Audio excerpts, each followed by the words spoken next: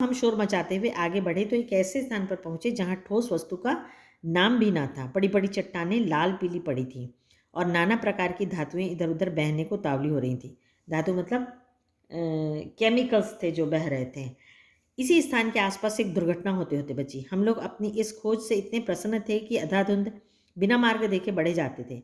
इससे अचानक एक ऐसी जगह जा पहुंचे जहां तापक्रम बहुत ऊंचा था, मतलब बहुत गर्म था।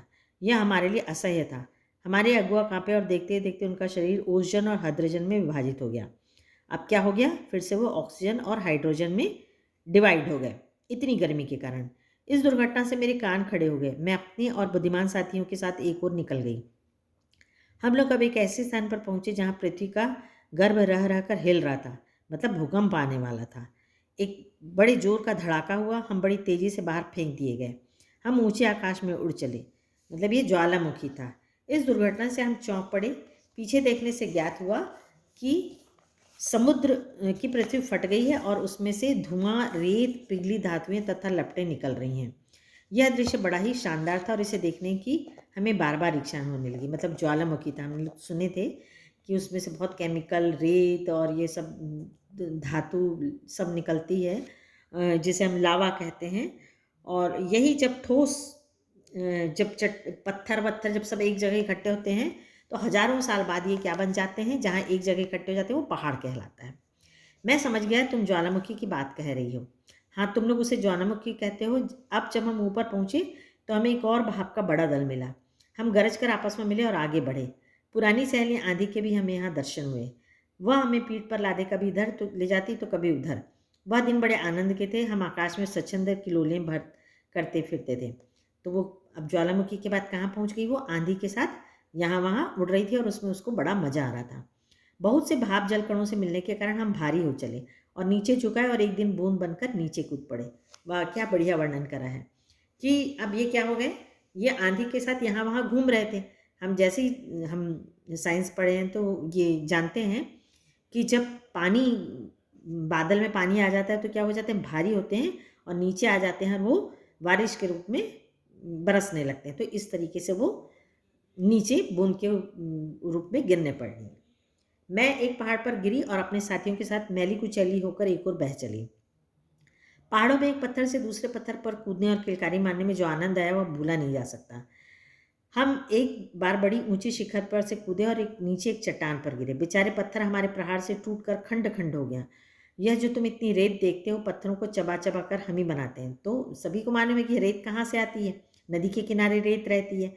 और रेत काहे से बनती है, जब लगातार पानी पत्थरों में पड़ते रहता है तो वो घिस घिस के रेत बन जाता है। लेकिन इसके इस प्रक्रिया को करने में कई हजारों साल लगते हैं।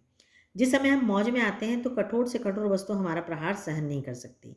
तो मतलब हम जब गिरते हैं, जोर से गिरते हैं, तो बड़ी से बड़ी चीज़ हमारे से बह जाती है। अपनी विजय में उन्मत्त होकर हम लोग इधर उधर बिखर गए। मेरी इच्छा बहुत दिनों से समतल भूमि देखने की थी, इसलिए मैं एक छोटी धारा में मिल गई। समतल भूमि मतलब प्लेन एरिया में। सरिता के वे दिवस बड़े मजे के थे। सरिता मतलब नदी। अब वो कहाँ पहुँच गई, नदी में। हम कभी भूमि को काटते, कभी पेड़ों को खोखला कर उन्हें गिरा देते। बहते बहते मैं एक दिन एक नगर के पास पहुंची। मैंने देखा कि नदी के तट पर एक ऊंची मीनार में से कुछ काली काली हवा निकल रही है। मैं उत्सुक हो उसे देखने को क्या आगे बढ़ी कि अपने हाथों दुर्भाग्य को न्योता दिया। ज्यों ही मैं उसके पास पहुंची, अपने और साथियों के साथ एक मोटे नल में खींच ली गई। कई दिनों तक मैं नल नल घूमती फिरी।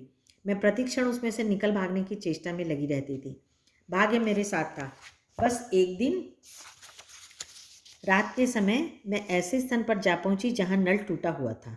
मैं तुरंत उसमें से होकर निकल भागी और पृथ्वी में समा गई। अंदर ही अंदर घूमते घूमते इस बेर के पेड़ के पास पहुंची।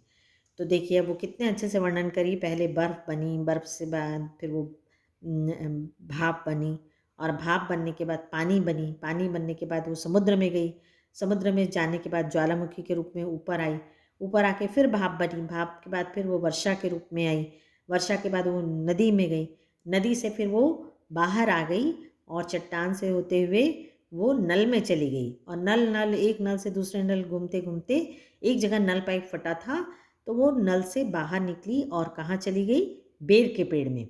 और बेर के पेड़ के जड़ों ने उसे सोख लिया और फिर सोख के वो पूरा जब सर्कुलेशन हुआ तो वो पत्तों में ओस के रूप में आई। वह रुकी, सूर्य निकल आए थे। बस मैंने कहा, हाँ मैं अब तुम्हारे पास नहीं ठहर सकती। सूर्य निकल आए हैं तो मुझे रोक कर नहीं रख सकते। वह उसकी बूंद धीरे धीरे घटी और आंखों से ओझल हो गई, मतलब भाप बनकर उड़ गई। उम्मीद है तुम लोगों को लेसन समझ में आया होगा और अच्छा भी लगा होगा। एक बार फिर से हम इसका पीडीएफ भेजेंगे और ये ज़रूरी है कि इस वीडियो को आप बहुत अच्छे से ध्यान से सुनें, क्योंकि जो भी टेस्ट या एग्ज़ाम होगा उसमें आपको जो क्वेश्चन आंसर लिखाए गए हैं ज़रूरी नहीं उसी में से आए, आपको बीच से भी दिया जा सकता है। इसलिए बहुत ज़रूरी है कि आप हर लेसन को बहुत अच्छे से सुनें, क्योंकि मैंने इंग्लिश में आपको लेसन 10 में लास्ट में ये पूछा था कि क्या इस मैं जो मुझे लगा कि ये स्टोन फेस हमारे भारत में स्वामी विवेकानंद के रूप में मिलता-जुलता दिखाई दिया, तो क्या आपको भी ऐसा लगा? तो आप पीडीएफ में लिख के भेजिए, लेकिन किसी भी बच्चे ने मुझे लिख कर नहीं भेजा। इससे समझ में आता है कि आप लोग वीडियो बहुत अच्छे से नहीं सुनते हो।